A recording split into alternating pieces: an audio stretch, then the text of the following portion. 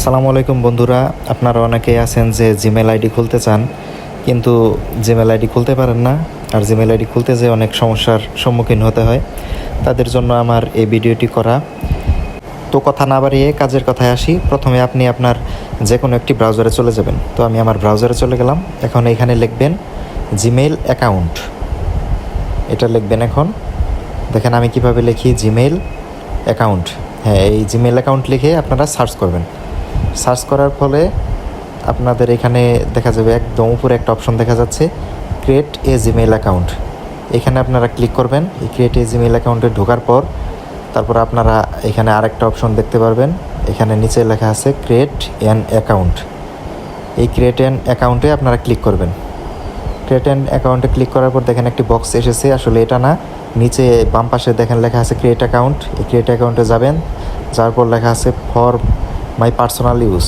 এখানে যাবেন। এখানে যাওয়ার পর এখানে আপনার নাম, ফার্স্ট নেম এবং লাস্ট নেম দিবেন। আপনার যে কোনো একটি নাম দিতে পারেন, প্রথম নাম এবং শেষ নাম আমি দিয়ে দিচ্ছি। তারপর আপনারা নেক্সটে ক্লিক করবেন।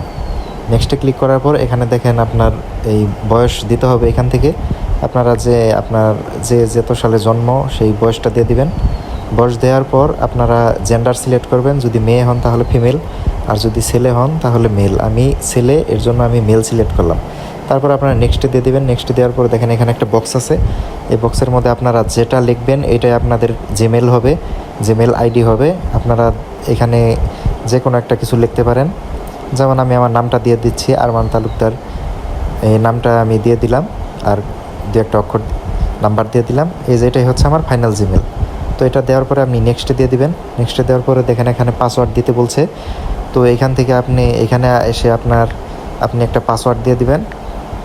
যে কোনো একটি পাসওয়ার্ড, একটি স্ট্রং পাসওয়ার্ড দিবেন। অনেকেই কিন্তু পাসওয়ার্ড দিতে ভুল করে, এর জন্য এই পাসওয়ার্ডটা বারবার আসে।